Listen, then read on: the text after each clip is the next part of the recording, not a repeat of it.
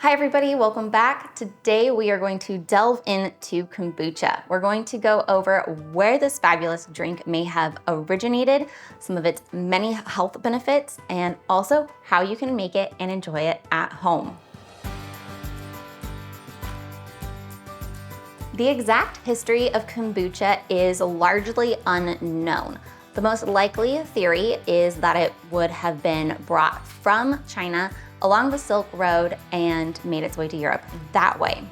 It is very commonly still brewed in many rural parts of Eastern Europe, especially Russia, and it's also been historically pretty common in China and Korea. My first experience with kombucha actually came at a very young age. My great-grandpa had his mushroom tea brewing on his counter all the time, and I absolutely fell in love with it. I adored it. I loved the SCOBY and the weird, slimy, sciencey aspect as a little kid.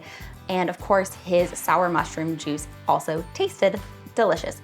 So kombucha has a special place in my heart, and I always feel really connected to my great papa when I make this beverage. We all know with the health craze surrounding kombucha that it has many, many purported benefits. So I'm going to share with you guys the top 5 supposed health benefits of kombucha. Number 1, kombucha is loaded with probiotics, those friendly little bacteria that can help to balance your gut flora and improve your digestion. Number 2, thanks to its antioxidants, kombucha might help reduce oxidative stress in your body and support overall cell health. Number 3, the probiotics in kombucha can also give your immune system a little boost by keeping your gut defenses strong. Number 4, some compounds in kombucha could help lower inflammation, which is linked to various health issues. Number 5, early research suggests that kombucha might support your liver's natural detox process, thus keeping it happy and healthy. What do we need to get started making kombucha at home? It's a very simple ingredient list. You really need 3 ingredients: sugar, tea, and a SCOBY. SCOBY stands for symbiotic culture of yeast and bacteria. That's the little floaty jellyfish mushroom blob that will rest at the top of your kombucha tea and does the heavy lifting of converting the sugar in the tea into kombucha. You're going to want to use just plain sugar. You can use a raw sugar, you can use plain white sugar. There's another variation of kombucha, even called June, that uses honey, but we're not gonna get into that today. That's a whole nother can of worms. A note on the tea that you choose: you can go with black tea or green tea, but you want to avoid anything that might have oily ingredients or citrusy ingredients, things that would inhibit the growth of those good bacteria that we are trying to foster in this. Earl Grey tea would not be a good option because of the added bergamot. It is very oily, and that can make your SCOBY very sick, lethargic. It won't culture properly.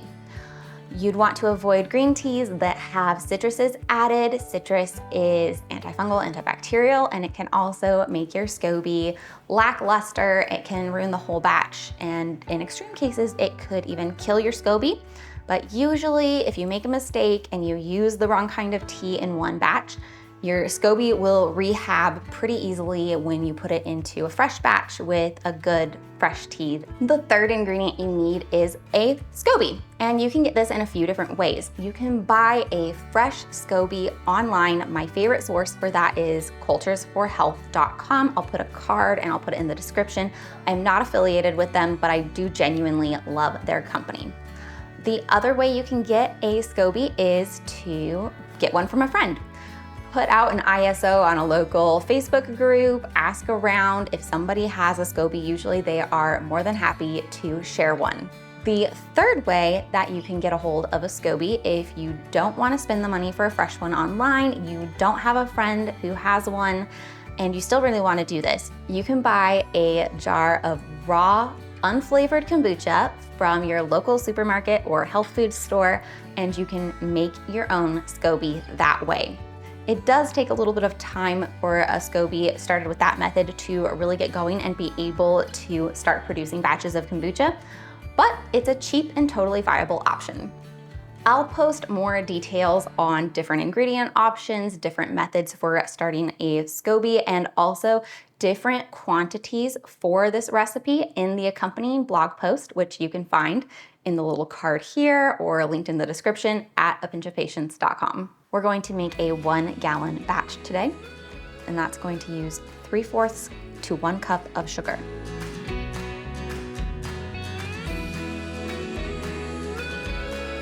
Now the next step is water. There's only one thing to really note with your water, and that is that it cannot be chlorinated. Chlorinated water can interfere with the culturing and fermenting process, so make sure that you're using water that doesn't have any chlorine or fluoride added to it. If you have to buy bottled water, or I've heard that if you leave a pot of tap water out for about 24 hours, that chlorine will evaporate and then you can boil it from there. All right, so we've got our boiling water and our 3/4 to 1 cup of sugar.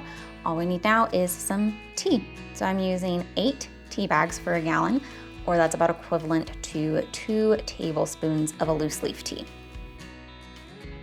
We're just going to let this steep for several hours until it has cooled down to room temperature, and then we can add our SCOBY. Once your tea has cooled down to room temperature, you're going to remove the tea bags or strain out the loose leaf. Now we can add the SCOBY and our starter tea. For a gallon batch, you need 1 SCOBY and 1 to 2 cups of starter tea. This is the SCOBY. She's not particularly attractive, but she does great work. And you'll see this one has a really easy separation, and I could pull that in half just following the natural separation line. And you can toss these extra SCOBYs in the compost. You can give one to a friend, feed it to your chickens. There are like fruit leather recipes using SCOBYs. That's not my favorite thing, but don't toss this. You can use your extra SCOBYs for so many things.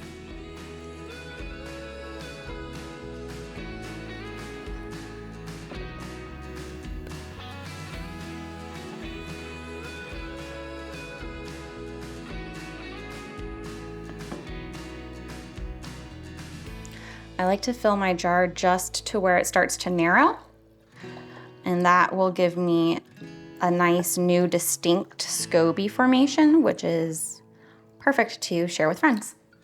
Now at this point, all we need to do is cover it with some kind of breathable cloth, cheesecloth, tea towel, cloth napkin, coffee filter, something that will let it breathe but will keep out any little fruit flies or other invaders.